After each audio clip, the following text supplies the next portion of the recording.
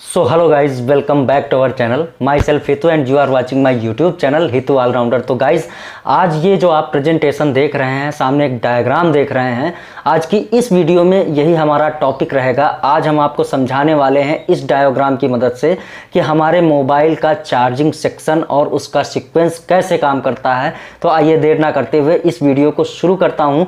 और वीडियो शुरू करने से पहले आप सभी से रिक्वेस्ट है कि ये वीडियो अच्छी लगे तो इसको लाइक कर दीजिएगा। ऐसे ही वीडियोस पाने के लिए हमारे चैनल को सब्सक्राइब जरूर कर लीजिएगा। हमारे इस वीडियो के डिस्क्रिप्शन बॉक्स में आपको टेलीग्राम व्हाट्सएप चैनल का लिंक मिल जाएगा। ऐसे ही अपडेट्स पाने के लिए हमारे उस चैनल को आप ज्वाइन कर लीजिए। आइए इस वीडियो को शुरू करते हैं।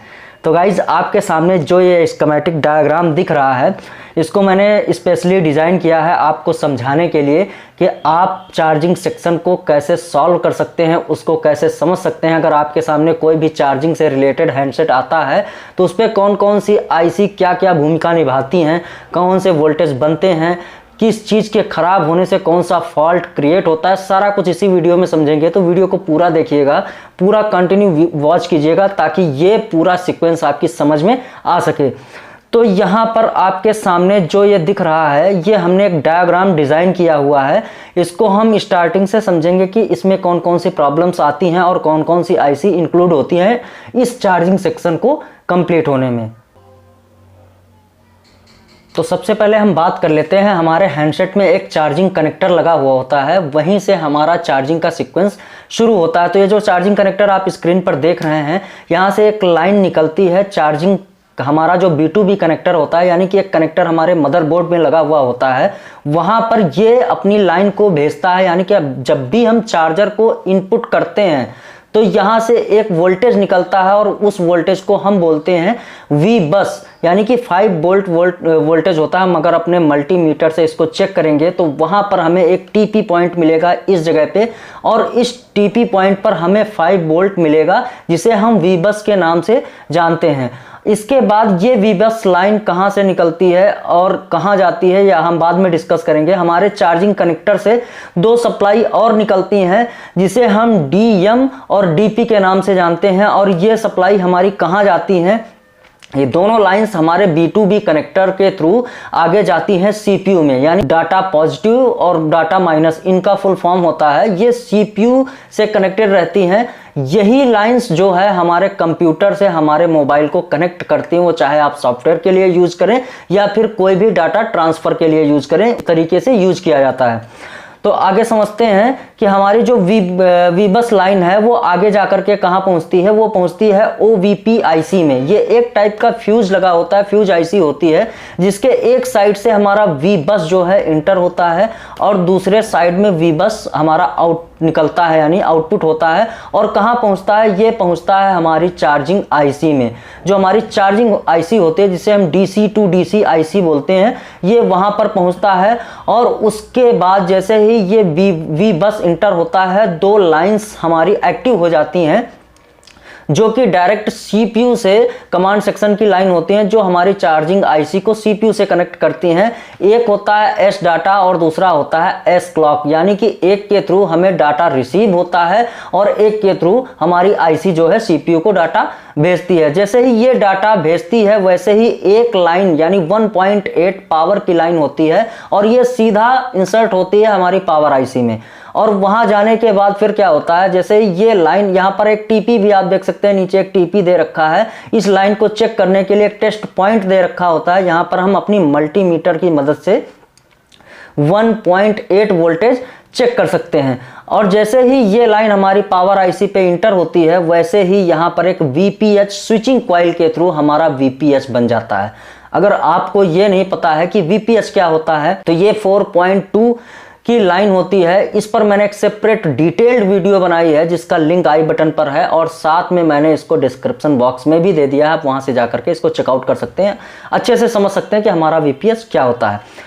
तो ये हमारी स्विचिंग कॉइल के थ्रू हमारी पावर IC में VPH इंटर होता है। और VPH इंटर होने के बाद फिर क्या होता है, यहाँ से 2 लाइंस और निकलती हैं, जिसे हम ID और थर्मल के नाम से जानते हैं। ये दोनों लाइन कनेक्ट करती हैं हमारे बैटरी कनेक्टर को। इनका क्या यूज है, अभी इसको भी हम समझेंगे। जैसे ही ये आईडी और थर्मल, यानी आईडी का मतलब ये है कि जैसे ही हमारी बैटरी की पहचान आईडी की लाइन से होती है, और थर्मल का काम ये होता है कि हमारे बैटरी टेम्परेचर को वो चेक करता है कि हमारी बैटरी ठीक है, सही से कनेक्ट है या फिर नहीं कनेक्ट है। जैसे ही ये दो लाइन एक्टिव हो जाती हैं, वैसे ही एक लाइन हमारी जो है चार्जिंग आईसी से और हमारे बैटरी कनेक्टर को कनेक्ट करती है, और उस लाइन को हम बोलते हैं वी बैट लाइन। ये वी बैट लाइन हमारी चार्जिंग आईसी से हमारे बैटरी कनेक्टर को कनेक्ट करती है, और इसी लाइन के थ्रू हमारा चार्जिंग सर्किट कंप्लीट होता है। जैसे ही हमारा मान लीजिए चार्जर हमने निकाल लिया, तो हमारे फ़ोन को ऑन करने के लिए इसी बैटरी से एक लाइन और चली जाती है हमारी चार्जिंग आईसी को, जहां से हमें वापस ये लाइन आती है जो कि हमारे फ़ोन को ऑन रखती है। लेकिन ये जो वी बैट वाली लाइन है, यहाँ से हमारा चार्जिंग इस बैटरी कनेक्टर पे जाता है पूरा 4.2 वोल्ट, और इसी की मदद से हमारी बैटरी जो है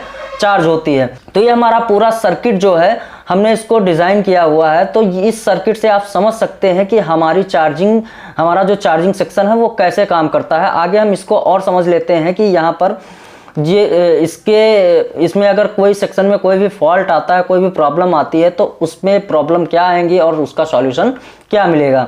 तो यहाँ पर सबसे पहले हम बात कर लेते हैं नो चार्जिंग। अगर हमारे फ़ोन पर नो चार्जिंग का फॉल्ट है, यानी हम चार्जर लगाते हैं और चार्जिंग बिल्कुल सेंस ही नहीं होता है, तो वो कौन सा फॉल्ट होता है और उससे क्या प्रॉब्लम्स आती हैं, कहाँ से प्रॉब्लम्स आती हैं और उनका सॉल्यूशन हम कैसे कर सकते हैं। तो सबसे पहले हमने ले लिया है यहाँ पर चार्जिंग कनेक्टर, और चार्जिंग कनेक्टर से जो हमारी लाइंस निकलती है उसको हमने बताया है कि उसे वी बस बोलते हैं, और वो वी बस लाइन डायरेक्टली हमारे OVP IC से निकल करके हमारे चार्जिंग IC पर जाती है। अब हमारी ये OVP IC क्या है, ये हमारा फ्यूज के तरीके से काम करता है। मैं आपको इस पर भी एक डिटेल्ड एक IC पर डिटेल्ड वीडियो बनाऊंगा। ये तो मैं सिर्फ आपको, अगर बिगनर्स हैं तो समझने के लिए ये पूरा मैंने डायग्राम बनाया हुआ है। तो ये चार्जिंग IC में जैसे ही हमारा वी बस इंटर होता है, हमने आपको दिखा दिया हमारा चार्जिंग सेक्शन है कुछ इस तरीके से। ये हमारी ये OVP IC कुछ इस तरीके से दिखाई देती है, और इसके नीचे जो है 12 बॉल होती हैं, यानी 12 पैड होते हैं। तो एक साइड से आप देख सकते हैं हमारे B2B कनेक्टर से लाइन जाती है, और OVP IC के एक साइड से वी बस इंटर होता है, और दूसरी साइड से निकल करके हमारी इस VPH IC यानी कि DC IC में इनपुट हो जाता है, और उसके बाद यहाँ से हमारा VPH जनरेट हो जाता है। अगर ये OVP IC खराब है तो इससे क्या आपको क्या क्या प्रॉब्लम्स आएंगी। यहाँ पर हमें नो चार्जिंग का फॉल्ट देखने को मिलेगा। अगर ये फुल शॉर्ट हो गई तो यहाँ पर जब भी हम अपना चार्जर लगाएंगे, चार्जर लगाते ही हमारा चार्जर बंद हो जाएगा। अगर आपके चार्जर पे लाइट है तो लाइट भी बंद हो जाएगी। ये OVP IC से ये सारी प्रॉब्लम्स क्रिएट होती हैं। अगर नो चार्जिंग आ रही है तो आप सबसे पहले इस चार्जिंग कनेक्टर से यहाँ तक की लाइन चेक कर लीजिए। ये जो हमारा B2B कनेक्टर है, आप यहाँ से यहाँ तक का वोल्टेज चेक कर लीजिए। स्टेट चार्जर कनेक्ट कीजिए, यहाँ पर ये कनेक्टर कनेक्ट कीजिए, और यहाँ पर 5 वोल्ट चेक कीजिए। अगर यहाँ पे 5 वोल्ट आ रहा है तो आप इस OVP IC को जो है आप चेक कर सकते हो। अगर ये OVP IC खराब है तो तब क्या करेंगे आप, इस OVP IC को निकालने के बाद आप डायरेक्टली इस साइड से इस साइड जंपर भी कर सकते हो। ये IC जो है हमारी बाईपास हो जाती है। अब आगे हम समझ लेते हैं हमारा जो दूसरा फॉल्ट है चार्जिंग एरर। ये हमारा चार्जिंग एरर वाला फॉल्ट ये कैसे आता है और इसका सॉल्यूशन क्या मिलता है। तो जैसे ही हमारा बैटरी कनेक्टर होता है और एक लाइन यहाँ पे ग्राउंड से कनेक्टेड दिखाई दे रही है आपको, यहाँ से 2 लाइंस निकलते हैं आईडी और थर्मल। अगर ये दोनों लाइंस में अगर कोई भी लाइन मिस हो जाती है, शॉर्ट हो जाती है, कट जाती है, तो आपको चार्जिंग एरर का फॉल्ट देखने को मिलेगा। या फिर आपका कुछ इस तरीके से चार्जिंग बोर्ड है और उससे यहाँ पे जो ये DM-DP की लाइन हमारी CPU को कनेक्ट करती है, ये लाइन आपस में टच हो जाती है या फिर ये कनेक्टर से लूज सर्किट हो जाती हैं, तब भी आपको चार्जिंग एरर का फॉल्ट देखने को मिलेगा। और जैसे ही आपका ये कभी कभी क्या होता है, ये बैटरी कनेक्टर से अगर आप चार्जिंग लगा रहे हैं और आपको चार्जिंग 0.6 एम्पियर दिखा रहा है और चार्जिंग हो नहीं रही है, तो आप यहाँ पर चेक कर सकते हैं ये 4.2 वाली लाइन जो है ये हमारी मिसिंग है या फिर लूज सर्किट है। तो आप यहाँ से इसको चार्जिंग IC से कनेक्ट कर सकते हो ताकि आपका चार्जिंग एरर वाला जो फॉल्ट है वो सॉल्व हो जाएगा। तो वीडियो कैसी लगी, अगर अच्छी लगी हो, पसंद आई हो तो कुछ कमेंट कर दीजिए, लाइक कर दीजिए, हमारे चैनल पर नए हैं तो सब्सक्राइब कर लीजिए। ऐसे ही मिलते हैं नेक्स्ट वीडियो में, तब तक के लिए गाइज बाय बाय।